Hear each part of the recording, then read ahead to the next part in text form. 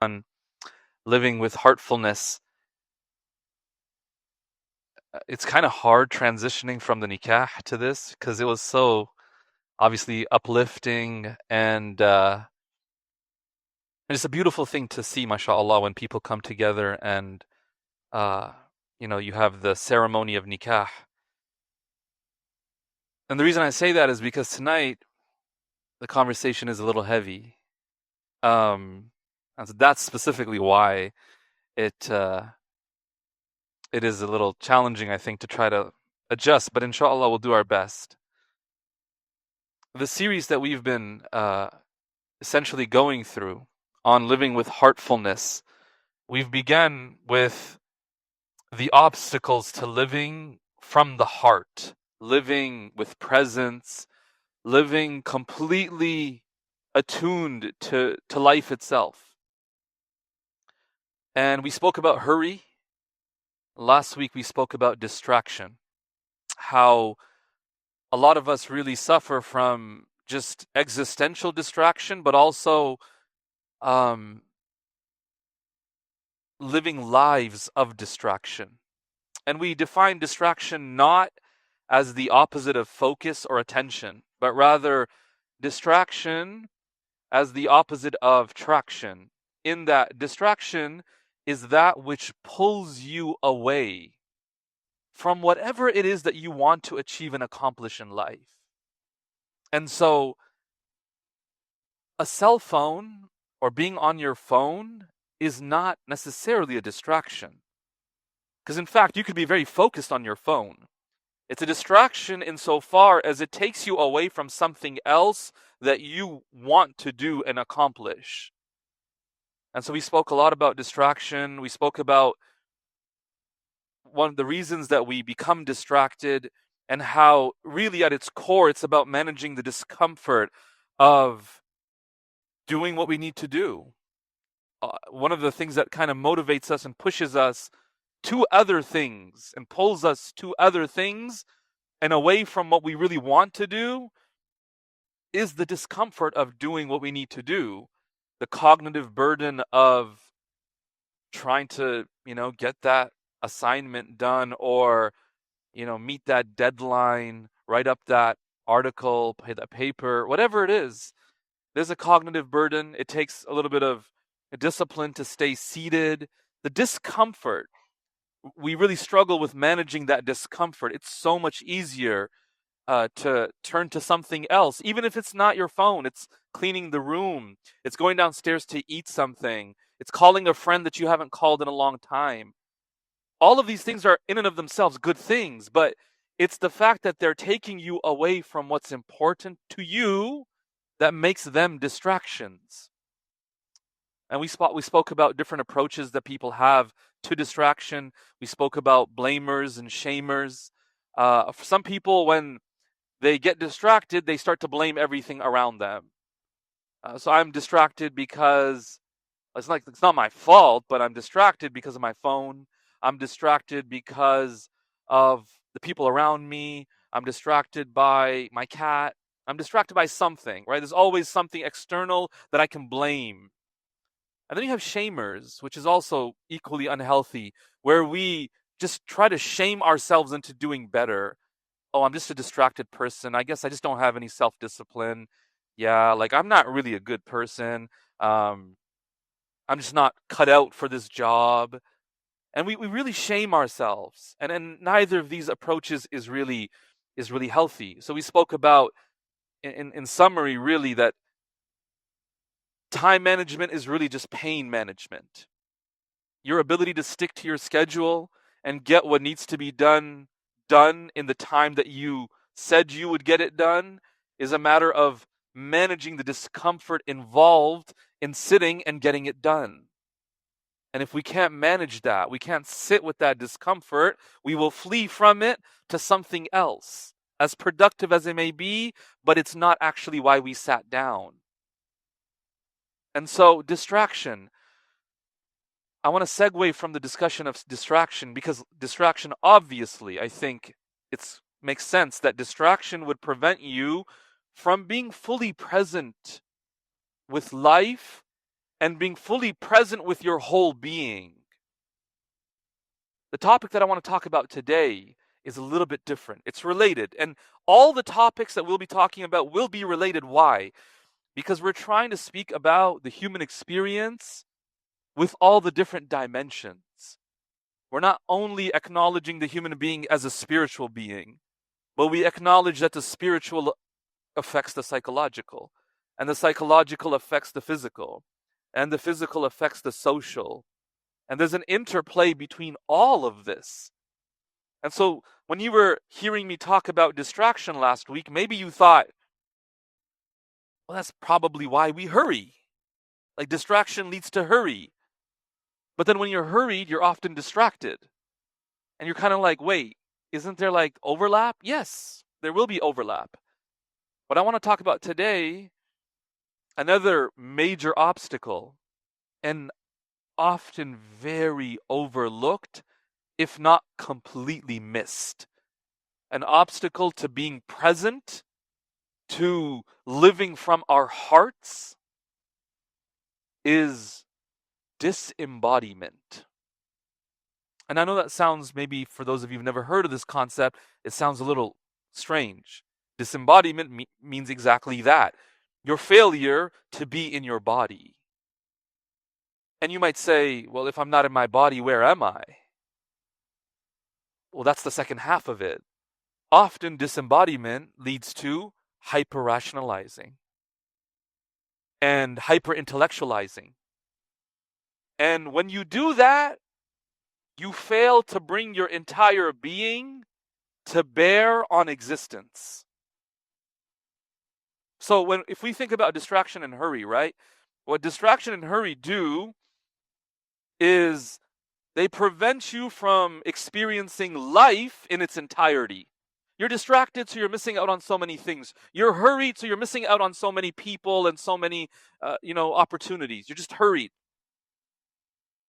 Disembodiment, on the other hand, prevents you from bringing your entire being to life. It prevents you from bringing your entire being to life. You experience life through a very narrow window. And so let's talk about that, inshallah. One of the first things I want to start with is a reflection on our society. Because I don't want us to develop this idea that anyone who's disembodied is guilty for being disembodied. No. I think our society is a cognition dominant society. Cognition dominant, meaning what? The amount of emphasis that we place on intelligence, performance, logic, critical thinking.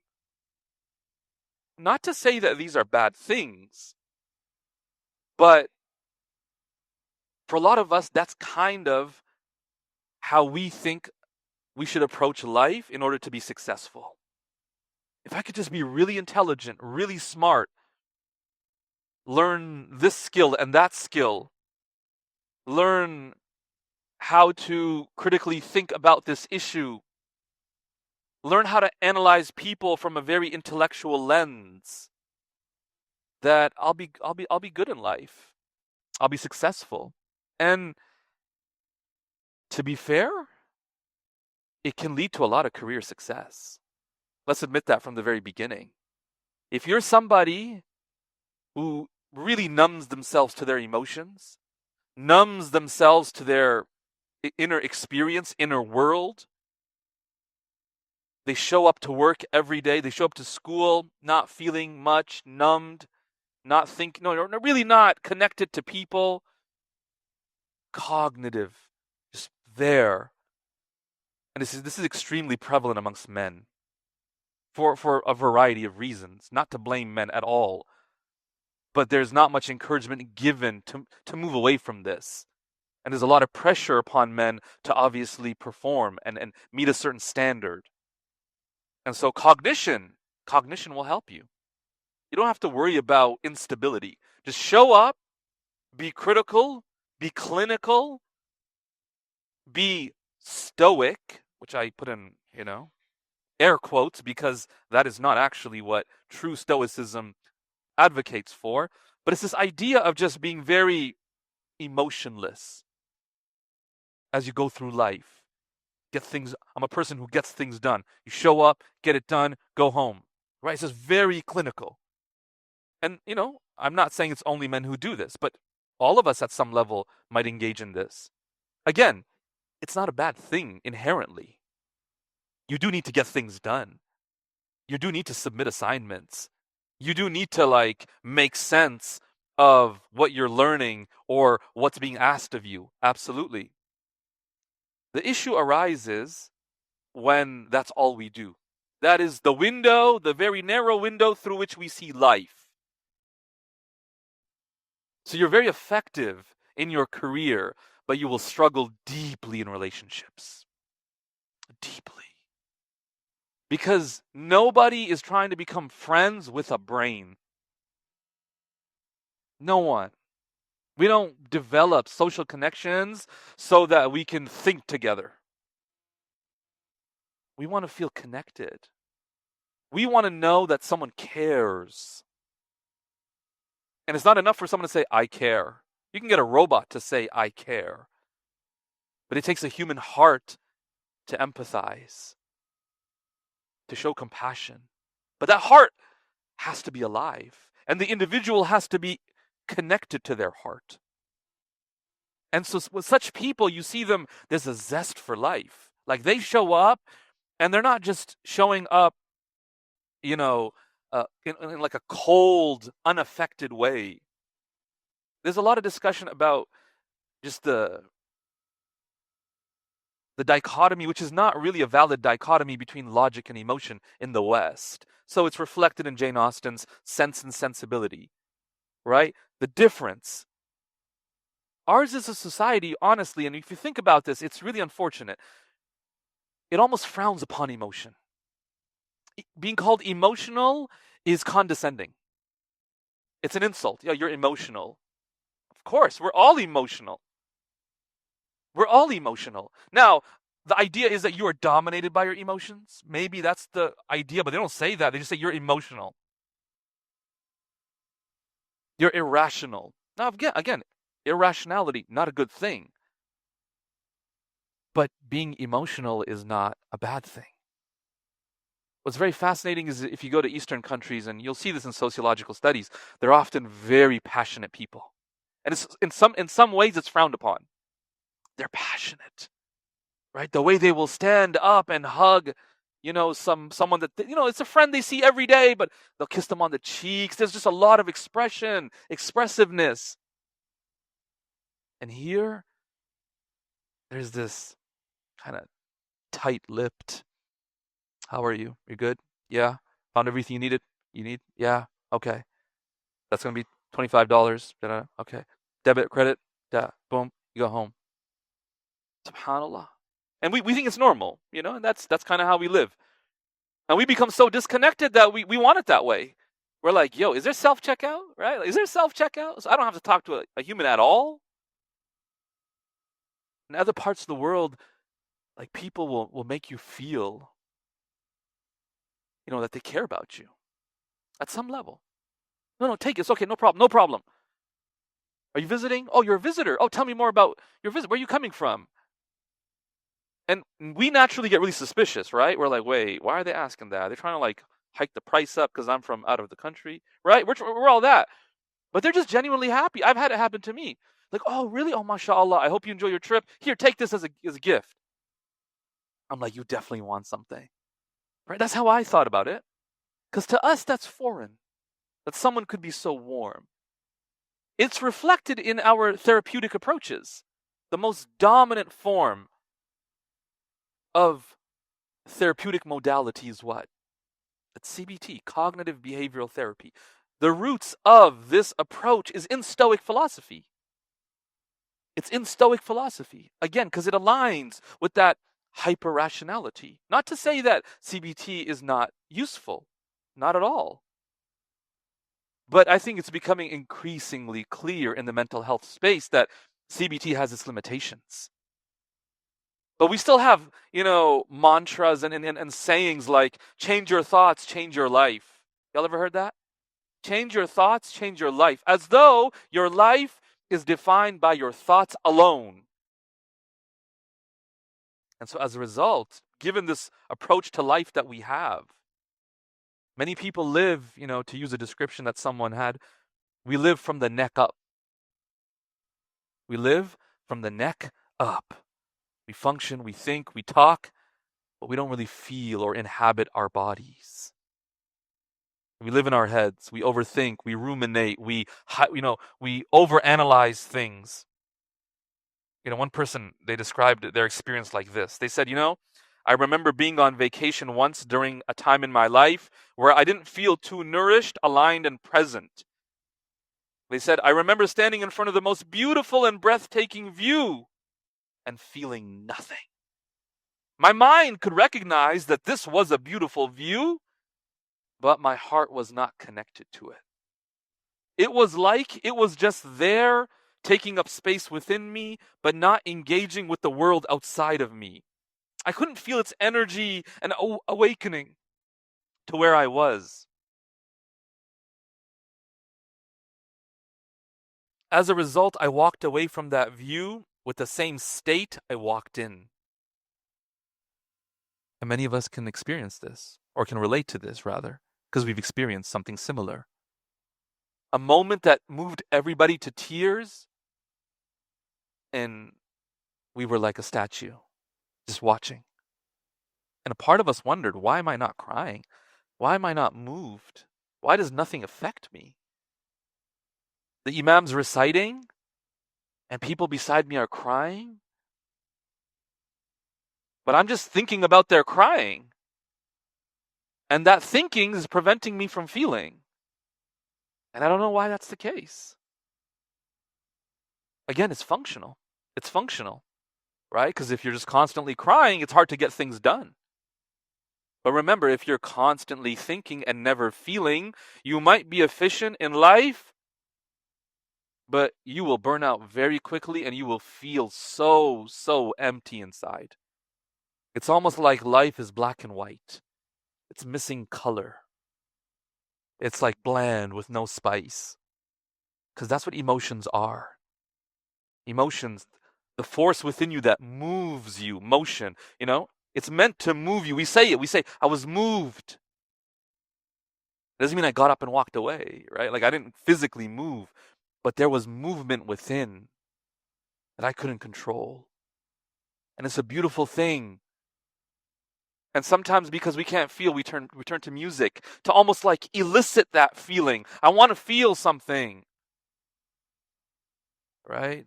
When we have clips, we have to put like a nasheed humming in the background just so we can feel something, right? We watch movies that'll get us to cry.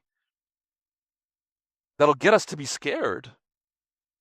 Right? It always puzzles me how people like horror movies. But hey, it's better to feel something than nothing.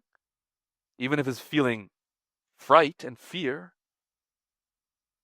Allah subhanahu wa ta'ala has created the human being in a really fascinating manner with complex mechanisms at play that help us survive and ideally thrive. And so we know, it's really obvious when I say this, we're not just brains.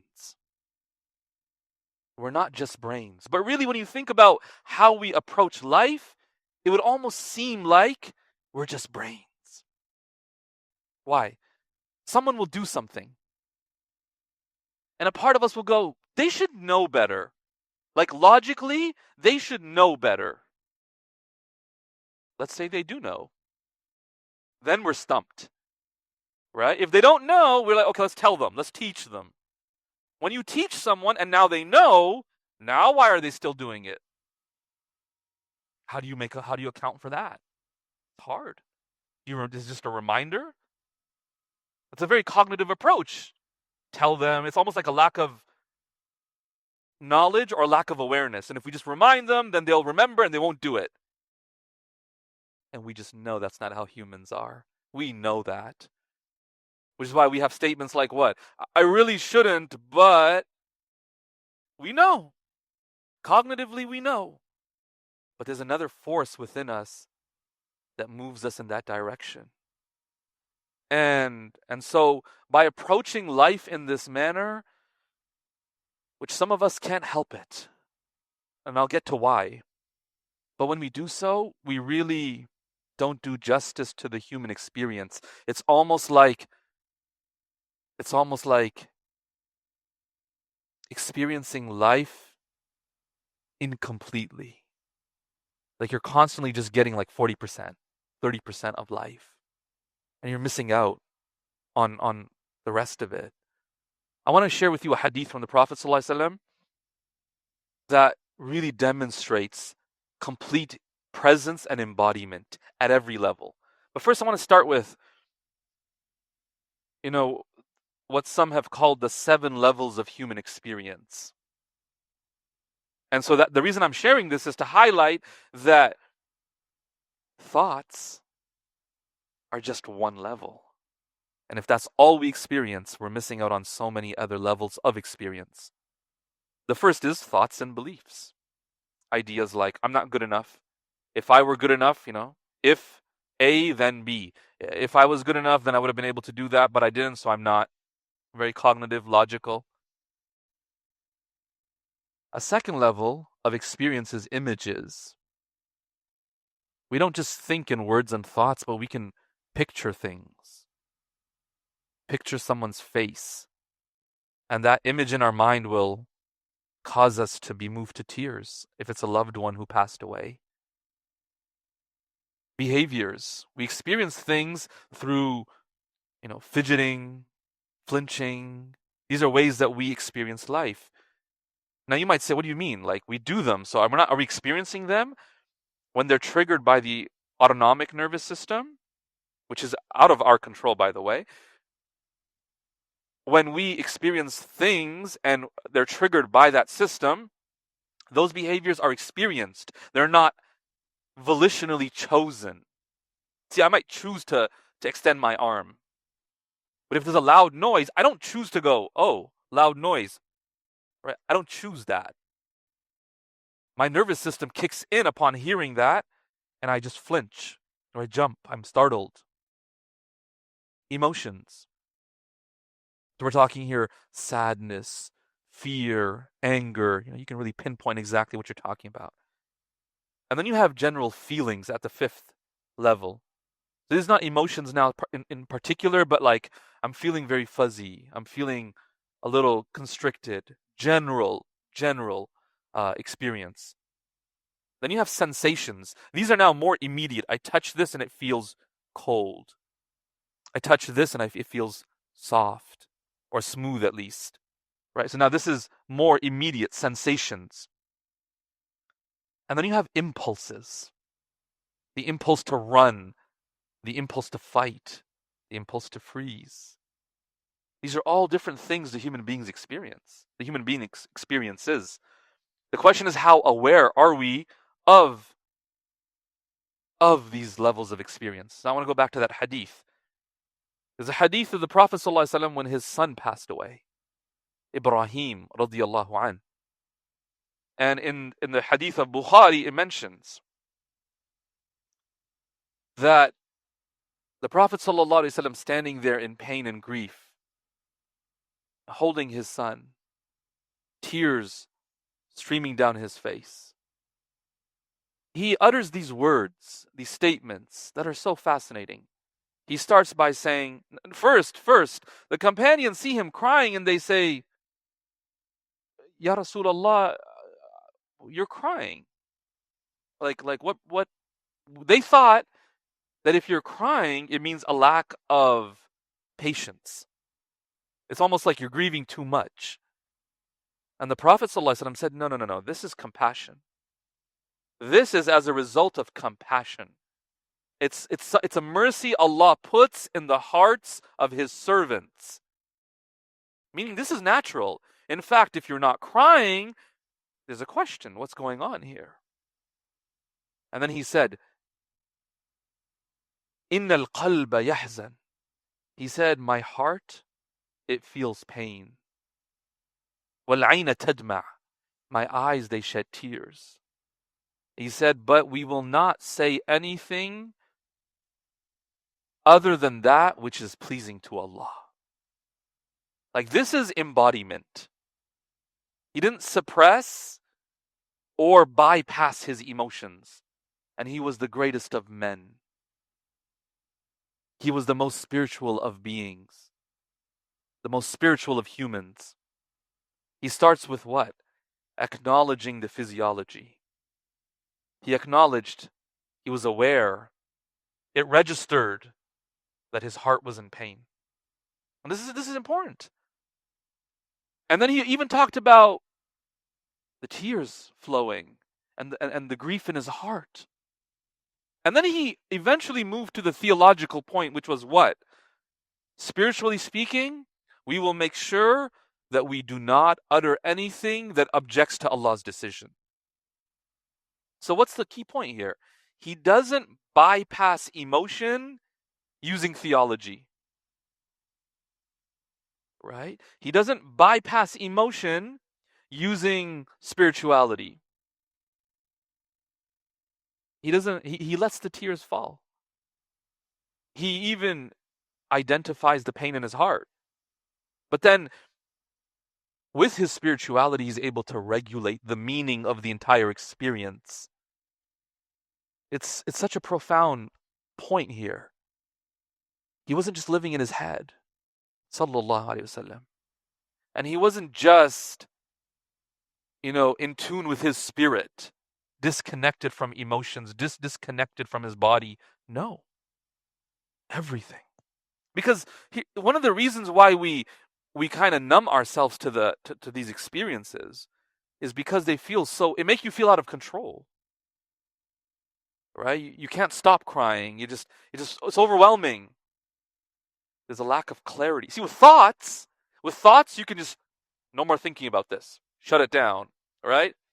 Refute it with a logical argument. Okay, it's out of the picture now. We got our clarity, black and white. Let's keep going. With the emotions, you're just like, you feel like you're at the mercy of them if you've not learned to regulate them. And so the mistake we make is we experience pain in life, because life is full of pain. And rather than acknowledge the physiological and emotional impact of that pain, we try to cognitively conquer it. Cognitively. And this is where, many people will say, I've been to therapy, it didn't help. I've done 10 sessions, 12 sessions, 15 sessions, nothing. All we did was sit there and talk, and nothing happened. Because the focus, often, especially when it's a CBT focused approach, the issue is that the focus is all on the thoughts before the body can even give room for the thoughts to have their effect. And so, what you end up with? You end up with an individual. And if this description fits you, I didn't have you in mind, I promise. But you can talk about every single one of your issues in detail. You can talk about the symptoms. You can give theories as to why you think you are the way you are. You even begin to identify, well, I have this behavior because of this. Attachment styles. You get into the cognitive distortions. I do tend to catastrophize. And I overgeneralize. Right? We know all the terms. There's a term for it. It's called therapy speak. Psychobabble. We know it all. That's my OCD. That's my anxiety. We have it all. We have all the terminology. What's really confusing, like, we can go to a therapist and tell them. And they just sit there going, oh, well, you kind of know it all. Right? You could probably even say, yeah, the homework that was given to me was this, that. Didn't really help. And then we start to really question, wait, what's wrong with me? How come everyone told me to go to therapy? I went, nothing. Are y'all with me? My disclaimer was important, wasn't it? Because I think a lot of people experience this. Now, in order for us to understand, one potential reason why a lot of that approach doesn't really help, or really is limited in its ability to make us feel better, experience life differently, be healthy in relationships. For that, we have to step back and look beyond just the fact that we have thoughts and a brain. And we have to acknowledge what goes on below the neck. One of the most powerful systems in our bodies is our nervous system. It's our nervous system.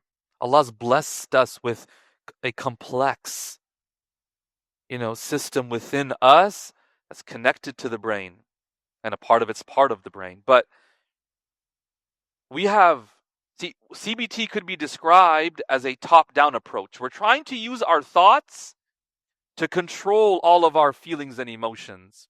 And you can't think your way out of a negative emotion. But it's one of the most common struggles. You're like, you know what? I really shouldn't be jealous, but I feel very jealous. I shouldn't be upset, but I'm really upset. I know they didn't mean it, but I don't know. A part of me is just burning inside. All right? Cognitively, and you try to tell yourself, come on, don't be angry. Come on, you're trying to be spiritual. You're trying to go to the Monday halaqas now. You're trying to be better. What's all this anger? And your body's like, it is what it is. What you going to do about it? And you just feel like, man, I don't know. I can't do anything about this. Y'all with me here? So I want to talk about a particular system. And again, there's going to be a lot of oversimplification, but for the sake of just general education, we have to do that. The autonomic nervous system. This is a nervous system that we don't really have control over. It operates based on inputs and how it understands and interprets what's happening to us and around us. So, two main branches. Stay with me on this, okay? I hope I'm not taking you back to Psych 101, but I kind of am. The sympathetic nervous system and the parasympathetic nervous system. The sympathetic nervous system is what gets activated when there's a stressor. There's something in life that's got you worried, that's got you stressed. So your heart beat, increases its speed. Your breath, it shortens. And you often display one of the arousal responses, right? Either you freeze, or you stop to fight, or you want to run, or you fawn. I mean, there's different approaches, different responses people have. This is normal, by the way. To experience that is normal and healthy. We have another system, the parasympathetic, which is when that stressor is gone, that system kicks in and calms us down. And so the breath, you begin to take deeper breaths now. Your heart rate returns to normal. You almost feel like all your muscles just relax because they tense up. And so we can get an example here. Imagine you're walking down a dark alley at night. Basically, you're in Scarborough. So the sympathetic nervous system, just walking down that alley, would be activated, right? Your heart rate would increase. You'd be like scanning with your eyes. Cortisol would be pumping through your body. You'd be kind of just watching what's happening. Naturally, it's not a bad thing. It's not a bad thing. Now, let's say you get through the alley, you get to your destination, you get in the door, lock the door, and then what? You're able to breathe again. Everything returns to normal, what we consider normal. That is a normal cycle. We constantly go between these two, not only with like scary and dangerous things, but just really anything that worries you. I'm going to be late for my flight, the whole drive. Cortisol, right? You're just really like worked up. People trying to tell you stuff. You're like, turn off the nasheed or the Quran. Like, I don't even want to hear. I don't want any input. I'm just worried. You get your ticket. You get to the boarding gate. And then you feel what? Take a breath. This is normal. And so we naturally pendulate between these two states. Arousal and then feeling at peace. And this is a sign. If you can do this relatively quickly, it's a sign of a regulated nervous system. The car in front of you stops suddenly, and you stop. Your heart rate goes up. Everything is natural. How long does it take you to calm down? Maybe 2 minutes, 3 minutes. But if a person just breaks down in tears, they start crying, it's not a bad thing at all. No, it just means the nervous system is likely chronically dysregulated. There's something known as the window of tolerance. Anyone ever heard of this? The window of tolerance. All of us have a window of tolerance. There's like a threshold of emotional and physiological arousal that we can tolerate. So someone is grinding coffee beans over there. Okay, it's a little annoying, it's too loud. And then someone over there is doing this, and someone's doing that, and then there's a kid yelling over here, and it becomes too much. For some people, it's like, I can't be here. I need to step out. It's too much. Right? Some people, they could sit in the midst of all of that, nothing. That's not always because they have a regulated nervous system. It may just be there in their heads. So none of that really is getting to them. They're just kind of numb to it all. And so sometimes in life we experience such overwhelming experiences that, the system of arousal and then calming down, that system gets stuck. Often because there's no chance to calm down. And here we want to introduce, obviously, the buzzword trauma. Or we could talk about acute trauma. We could talk about chronic trauma. Again, I'm not choosing to talk about this because it's a cool thing to talk about, but because I really think we overlook these topics. And as a result, we go through life not understanding our own experiences. Acute trauma refers to any major incident. It's a one-off that just overwhelms the system. And this is typically what people think of when they think of trauma. It could be anything. Remember, it's relative. What overwhelms one person may not overwhelm someone else, because what? Because different people have different windows of tolerance. And so the idea that, well, your sister had no problem with that, why are you struggling, is not valid. Because you're two different people with two different windows of tolerance. The threshold is different. You can't expect the same response from everyone. That form of trauma is typically acknowledged. People typically understand that that is going to cause at least some impact on a person. What goes overlooked is what's called chronic trauma, or little t. Essentially, these more subtle or less grandiose moments that overwhelm us, but the real harm lies in the fact that they happen over a prolonged period of time. So it's a daily thing. You're being yelled at home every single day. Or the parents are fighting at home every day. There's name calling. There's harsh looks. There's belittling. What's wrong with you? How could you be so stupid? Every single day this is happening. And there's no moment where you recover. There's no moment to go and, you can reconcile, where they calm you down. Someone is there who's attuned with you. As a young child, think about it as a young child. As an adult, you can maybe kind of intellectually try to be like, yeah, that person's foolish. They don't know what they're talking about. You can make all those arguments. A young child can't do that. And so, trauma is not the event itself. It's the overwhelm that we experience. And one of the most important points we need to understand here is we often think of whatever happened to me happened in the past. So why today am I not able to function? That is literally what is one of the main unique features of trauma, is that trauma happened in the past, but it will continue to be present today until it is healed. It will continue to inform today.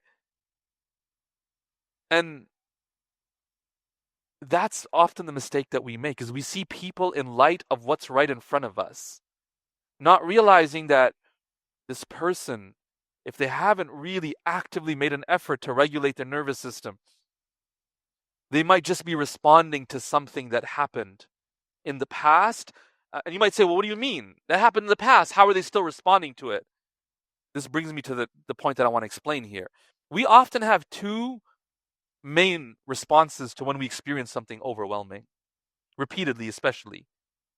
So let's say every single time before you experienced a really negative event in your life, every single day, that there was criticism in the tone of the person who spoke to you. They said, why did you do that? And you knew that when they said it that way, that it was going to lead to something much more overwhelming. They would raise their voice, and who knows what else they would do. That affects the nervous system, undeniably. You're not human if it didn't affect your nervous system. That's all I can say. Like, if you're human, it will affect your nervous system as a young child. What other resources do you really have? So, this young child now, over time, begins to associate every hint of criticism in someone's voice with danger. So now they're at work, and their manager's a really nice person. But one day the manager says, that's not what I asked you to do. Well, this criticism. And the person shuts down. And cognitively they're like, no. They didn't mean that. It's okay. They're a nice person. But the body shuts down. And they just kind of like, they can't control it. And they're really confused. Wait, what the person said wasn't really that bad. Like, they know this objectively. But they can't. They can't control their response. This is known as overcoupling. You take what's happened to you and you generalize it to every instance that bears some similarity to that traumatic incident or series of events. So every criticism in someone's voice, every sharp glare, everything, it just triggers a deep, visceral reaction. And then you have undercoupling. Just to go back to overcoupling for a moment, the reason why we overcouple is what? It's a protective mechanism. Essentially, once I've been harmed a certain way, now I'm going to scan the environment for it every single time. I'm going to walk in a room and watch. Do I see anything that even remotely resembles what harmed me? And if I do, shut down. If we're hypersensitive to it. On the other hand, you can undercouple. And this is when it's so overwhelming that rather than become extremely vigilant, you just completely disconnect. Like, you shut down the whole system. There's almost like memory loss. There's flatness. You know, one common sign of it is people joke about their trauma. Like, inside it hurts them, but to actually feel that pain is too much. So then it's like comedic relief. And so you use humor to still talk about it and bring it into the open without having to actually face the deep pain it actually caused. And so now you're just numb to things, especially when it's people that are really, really close to you and important to you.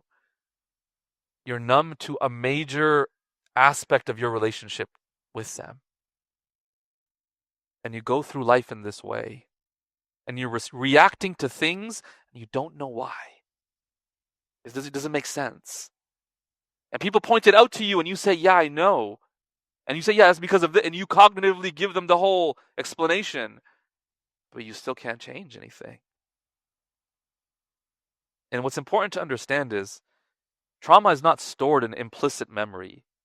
Or rather, it's not stored in procedural memory. See, procedural memory is, if I ask you, what did you do today? You could say, it's very linear. You could say, I woke up this morning, I went and I I made some coffee and I had breakfast and I did this and I did that. I went for a walk and I came to Isna. Right? You can give me a whole rundown of what you did in that day. That's procedural memory. But we have implicit memory. This is where we don't have words. We don't even have necessarily even memories of it. But you go somewhere and it's like, doesn't feel right.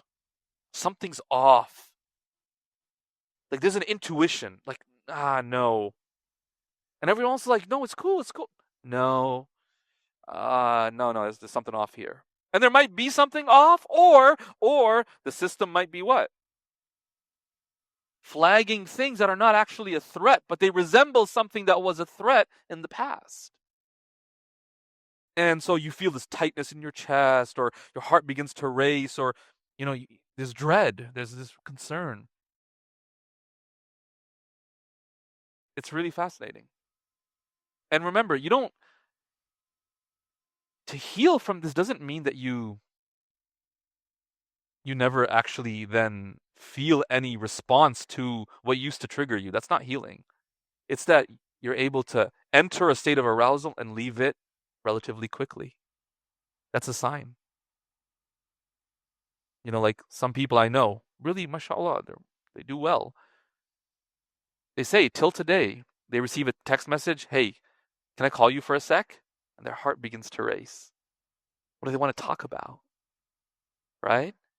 And they say, like, I know I didn't do anything wrong. I know life is great, but I can't help. The moment that those words come through, can I call you for a sec? It's like, oh my God, I'm in trouble. And the heart begins to pound. It's like, I don't want to take this call. No, I'm busy. And you don't even know what they're going to talk to you about. But already we're reacting by like, no, I need to avoid this conversation. I can't talk to them. And then you run into them and they're like, why don't you message me back? And you're like, right? Oh, I was busy or something. And they say, yeah, I just wanted to invite you.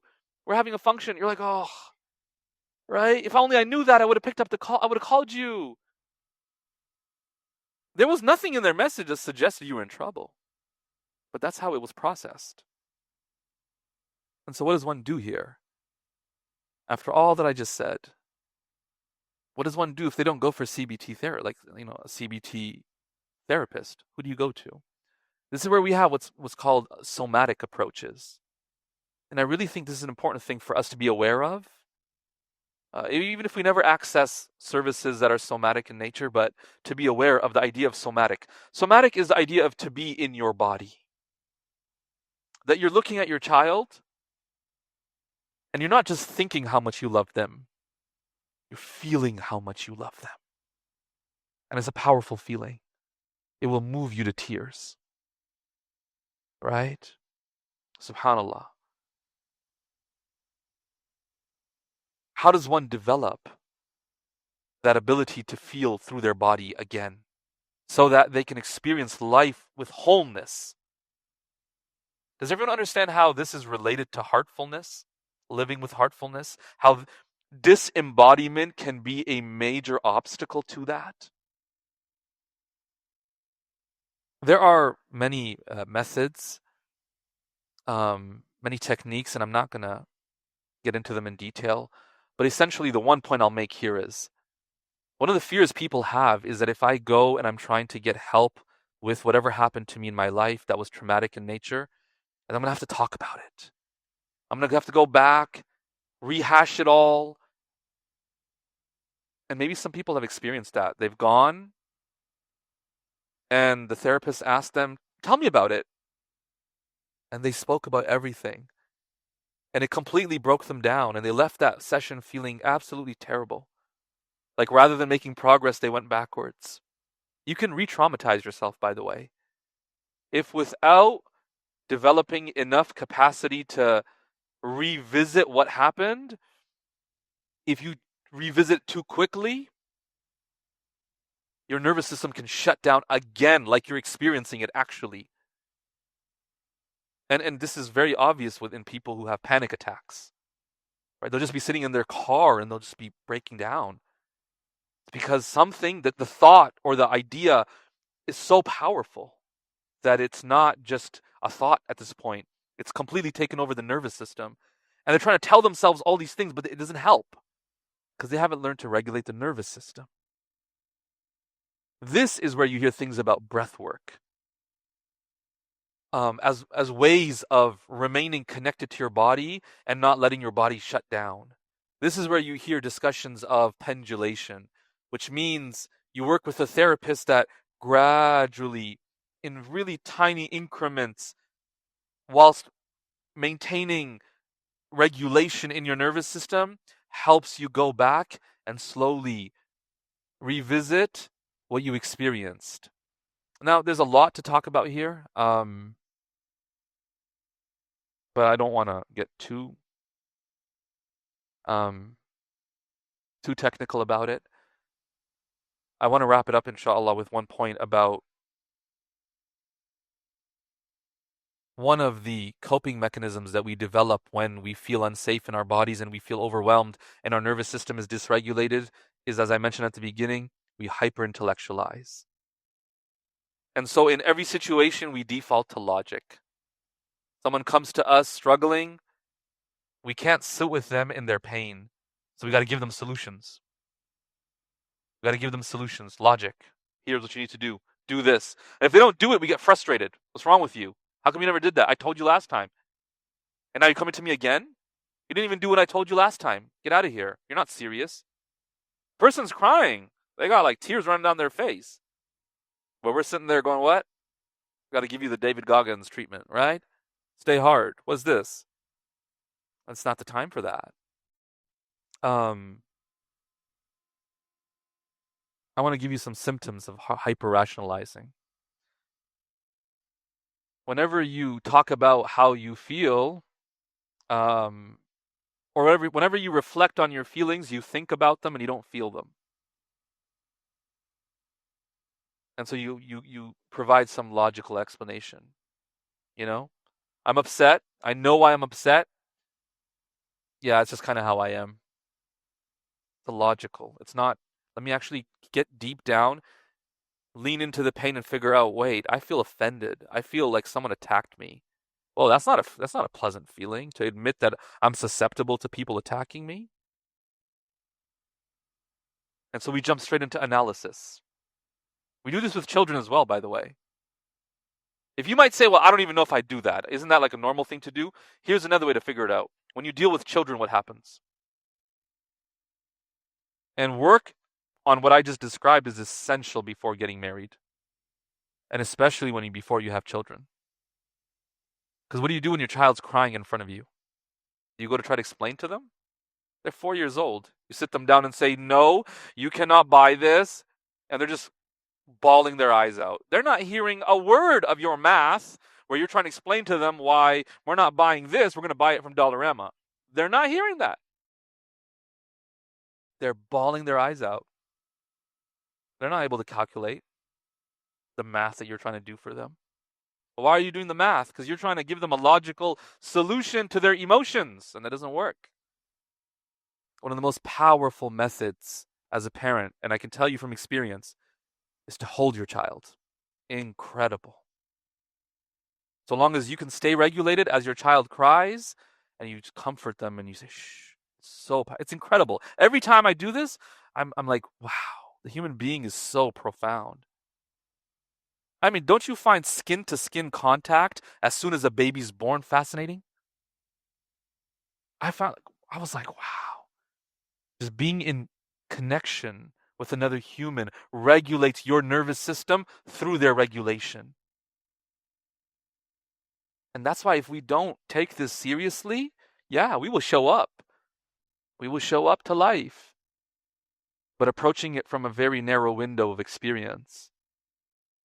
And the people around us will really struggle because they will not receive what they need from us.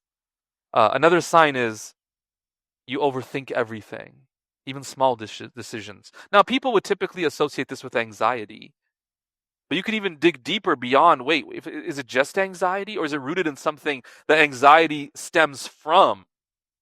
Small decisions, you have to like overthink them. You constantly replay conversations, right? You analyze moments that you had in a social setting. Did I say the right thing? Oh, I shouldn't have done it. Oh, I'm so stupid. Oh, why did I do that? And you beat yourself up about it. And it doesn't do, your inner critic kicks in. It's really not good. But again, all of these things are defensive mechanisms. And so we're not meant to like hate ourselves for them.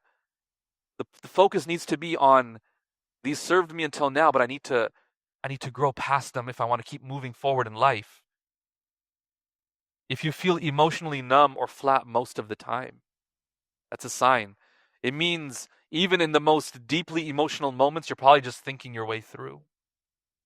And that's not going to give you the enjoyment and satisfaction and fulfillment from life you're looking for. It's so interesting. I thought a lot about this idea. We really find if a speaker can make us cry, it's a good lecture. You ever thought about that? SubhanAllah, SubhanAllah. Was not the response I anticipated, but I appreciate that. But I thought about this phenomena, right? If someone can make us cry, like almost feel something, we're like, thank you. It's almost like we're so deprived of it. And that's why a lot of the clips that we post online are all about what? Those ones that will move us to tears. We're looking for it. We're like searching for it. Are we not? Those are the moments. SubhanAllah. Well, it does reflect a certain degree of embodiment on the part of the speaker. But it gets us back to not just living cognitively, like we're feeling. One other sign is you're constantly startled by things. If you're always in your thoughts, thinking, you can actually become quite disconnected from what's happening around you. I'll give you an example. Have you ever been on your phone so attentively that you did not notice someone calling you? You were so focused, and they're like calling your name, and then you're like, oh, what? Like, I've been calling you for 2 minutes. You're like, I didn't hear you. I was here. Right? Or you're watching something and they're trying to get your attention and you can't get your attention. Well, if you're so in your thoughts all the time, then you can know someone's in the house, but because you're just thinking, you're not feeling, you're just thinking. You're not connected to your surroundings, the smell, the air, temperature, nothing. You're just thinking. Someone comes in and it startles you because it's almost like, whoa, where'd you come from? You knew they were in the house. You knew they were in the room next door, but you were so in your thoughts that when they came, it startled you. Constant. So someone who's constantly being startled, that's a sign that they're constantly living in their head. Because if you're connected to the people and the environment around you, you don't get caught off guard, right? Because you're cognitively aware and you're present with everything, including the people around you. So when they come, it doesn't surprise you. And I share this to say what? This is not therapy. All of that, what I said is not, this is clearly, I want that to be very clear. This was not meant to be therapy at all. It's a form of education to help us better understand ourselves.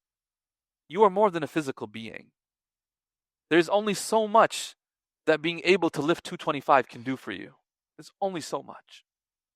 There's only so much that running that 10K will do for you. There's only so much that praying tahajjud can do for you. If we're not going to acknowledge that the human being is a complex, whole being comprising of many different aspects. And if we're wondering why we're not showing up in life as we want to, or we're really struggling to experience the whole spectrum of human experience, Shaykh, I pray, I go to work, I work out, I do all these things. Why am I still so numb? Maybe this has something to do with it. Is we're disembodied. And so we need to, to summarize, we need to shift from viewing trauma as an event to be remembered to viewing it as a pattern that just needs to be re-regulated. May Allah subhanahu wa ta'ala grant us tawfiq to really, truly, at some level, develop a deep understanding of ourselves. May He enable us to identify what the flaws are that we have and to have the courage to go forward and attempt to address them and seek the help that we need. آمين يا رب العالمين وصلى الله وسلم وبارك على سيدنا محمد وآله وصحبه أجمعين والحمد لله رب العالمين. جزاكم الله خيرا. I do apologize again that I warned you. It's a little bit of a heavy one. I get it. But it was a really important one for me to talk about, given that we don't often think about this. And as a result, it's foreign to us to even think that something's offline, that our whole bodies were just disconnected. Any questions or anything that I could try to answer? Yeah.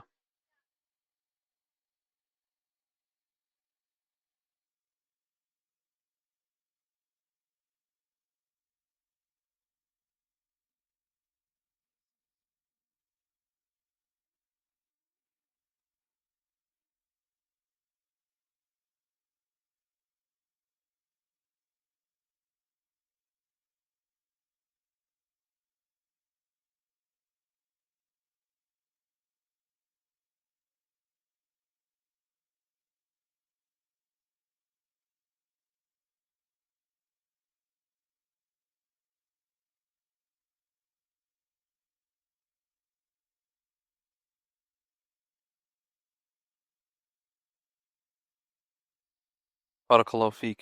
I think we got to give people grace too, right? People, they're often struggling themselves. And we got to pick our people. We have to pick the people that we can share with. Not everyone can handle it. Um, so, yeah. Yeah.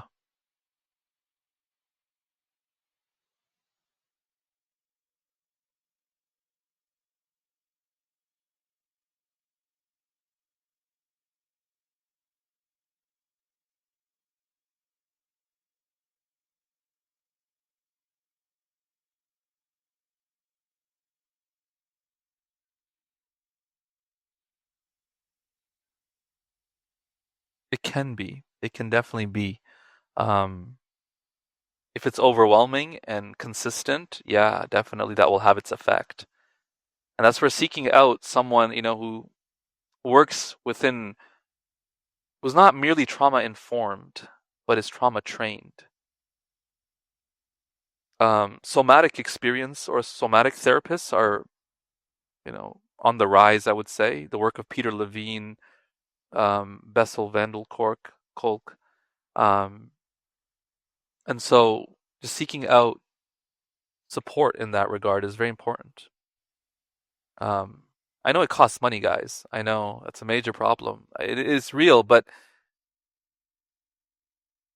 there's no way around these things.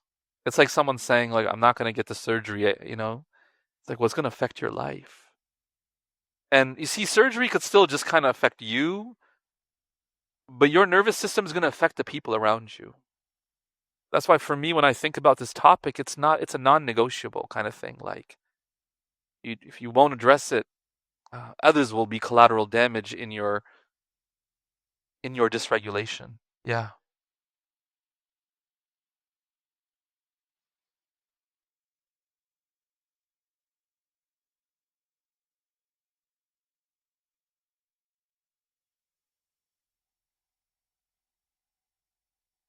Yeah, very interesting. You said technology, isolation, and just obsession with productivity and output. Absolutely. Absolutely, right?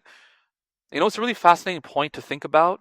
Oftentimes when we feel burnt out, what's our initial impulse? It's to isolate. Because we think if I isolate, I will be able to recover. Now, sometimes there's a degree of isolation that can help. Yeah, definitely. But you can actually recover greatly through connection. It's fascinating. When you connect with someone who deeply understands you, it can actually uplift you. It's fascinating. You're so tired, you're like, I can't get out of the house. Somehow that friend manages to get you out of the house. You come back rejuvenated, like, what? I thought I was going to be even further depleted. No, maybe you were suffering from a lack of connection. Isolation just brought that to mind. Yeah, go ahead.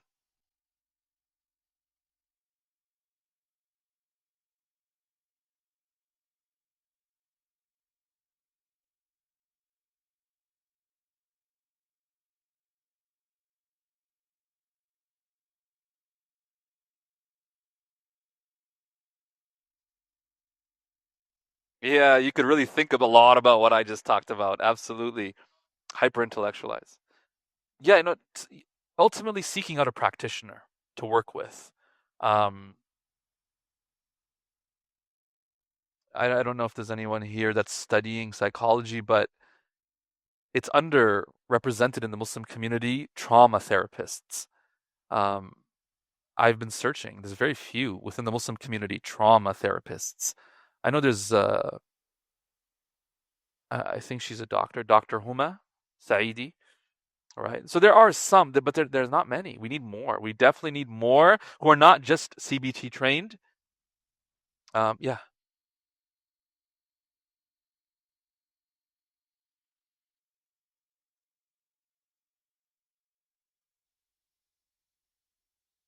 Okay. We have to talk about our commission contract after. All right.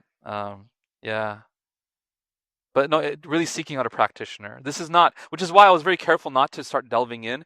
There are like some of the solutions, like or the techniques used are titration. It's called, right? Which is again in a very small amounts. An example would be this. Let's go talk about what happened that day. When you were younger. Where were you? Like I was at home. The thought of being home, the heart starts beating right away.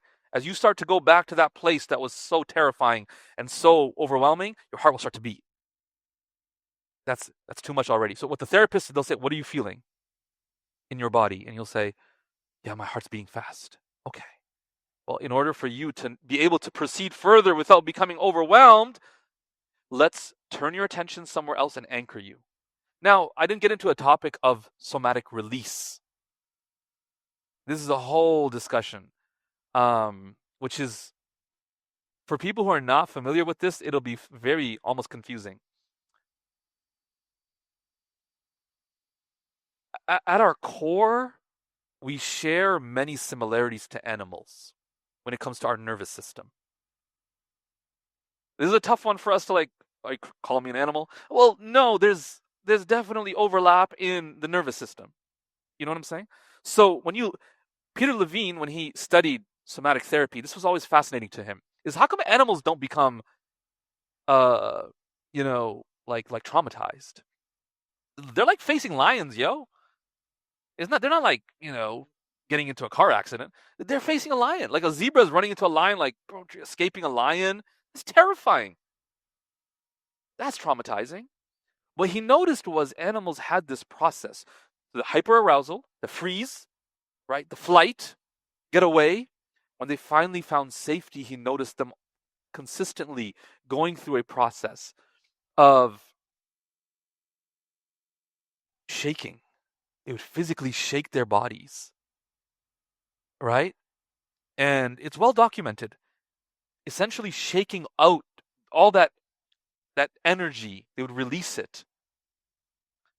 And then they would do these little hops and jumps, almost like feeling safe again. I mean, you could Google it. Peter Levine, polar bears. Type it in and you check it out. He said human beings, when we get, aroused, hyper arousal, we get really like worked up and we need that time to just release. I remember talking to someone, they talked about every time they started to feel really anxious, they would feel tightness in their chest, like a real tightness. And when they would cry, release, like cathartic, which is fascinating because they wouldn't address the issue. But the nervous system gets, you know, aroused, it's now charged, and through crying, you feel better. Even going for a walk, these things can help regulate the system. It will not heal. Like you typically have to go if a person has experienced something pretty difficult, they should probably go see a practitioner. But on a daily basis, if you're feeling something, connecting with your body again and really making sure you're not just up here is very powerful. Very powerful. I was talking to someone recently, and they're telling me this. They said they've been trying to do a lot of work in this regard. They're like, it's so weird. They're like, I feel this kind of energy in my chest. They're like, I don't know what this is, but like I feel energized and I want to get up and I want to go do something, almost like a life force, right? And they just found it very fascinating that there's like sensations in their body that drove them to talk to people and be more social and want to go out there in the world and like a zest for life. And I was like, subhanallah, incredible that a person's healing. Yeah. Yeah, go ahead. Yeah, yeah. Mm-hmm. Right. Allah.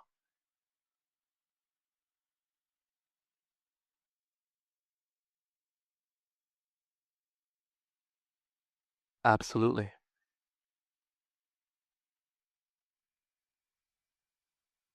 Subhanallah. Subhanallah. Absolutely. Because we are primarily, I mean, there's debate about whether or not like children in utero, whether or not they have consciousness. There's debate about this topic.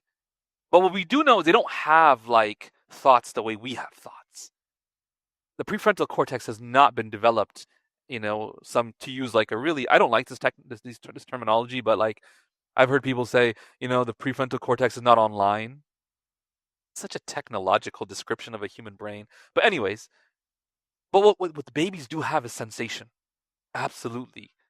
So we are primarily bodily sensation feeling beings. Cognition and rational thought comes later on. But we reverse it to the point that this is all we have and nothing going on here. Now, I don't want to say there's nothing going on here. It's going on. We're just totally unaware, which is why it still impacts.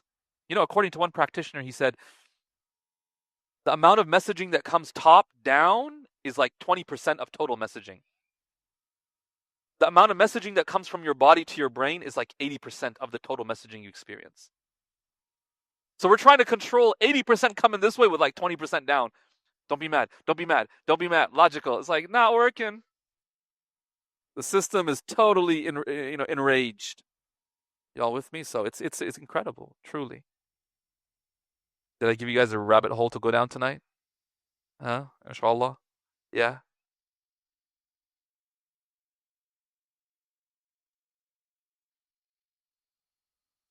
That's part of the work in um because the window of tolerance shrinks because the nervous system is so dysregulated. So when you're able to regulate it, then your tolerance expands. And things that used to trigger you don't trigger you. And you're like, wow, this is fascinating. Yeah.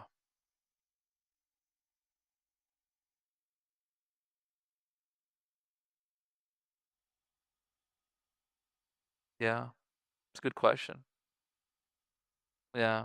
You could always hyper intellectualize everything, right? But ultimately it's putting in work with a practitioner to see if because when you feel, you're feeling. There's no question about it. Like you feel it. Like you literally feel it. Yeah.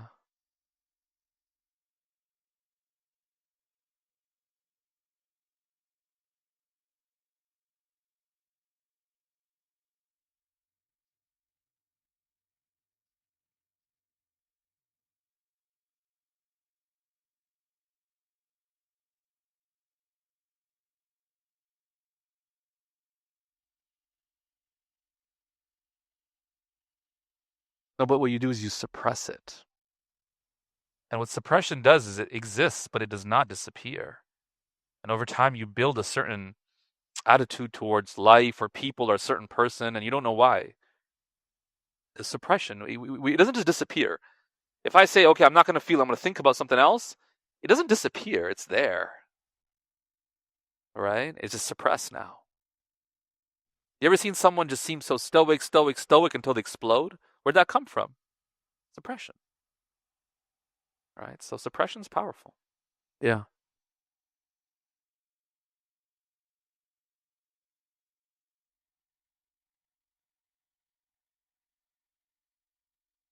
Yeah, the idea is not to act on your anger, it's to feel it and regulate it, to not reject it. And you might say, who rejects it? Well, people reject it. I'm not angry. I'm good. No one can make me upset. No, you're upset. Like, it's okay. Yeah, right? It's not the end of the world. But it can feel unsafe. Because maybe in the past, being angry would be received, excuse me? You're upset after all I've done for you? And it's like, well, okay, I can't be upset. So the idea is regulation leads to you not acting on it. And the thing is, if we don't regulate, actually, even though we try to suppress, it'll come out in different ways. Passive aggressive, um, avoidance, different things. Khair inshallah. Okay, yeah. Go ahead.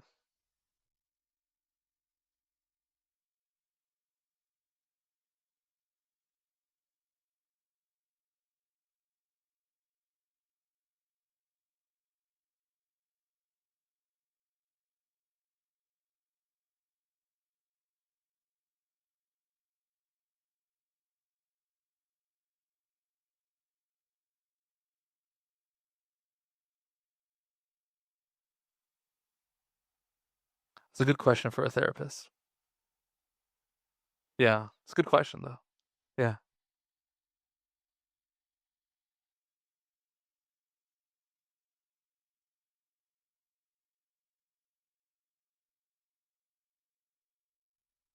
Yeah, it's not wrong to do so, but it is harmful if one bypasses all the feeling and jumps straight to analysis. Yeah.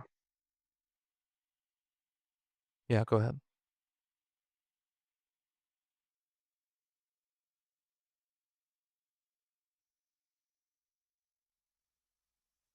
No, no, not at all. Not at all. I understand. Like, it's hurtful when people don't seem to understand our pain. Um, I just wanted to balance it with like, but people are going through it too, so it's like a balancing act between sharing, but also choosing strategically who to share with and whether or not they have capacity. Yeah, that's all. Okay, no, I mean, we're all learning, inshallah. Jazakallah khair for sharing. Last one. Okay, this is the last one, guys. Go ahead.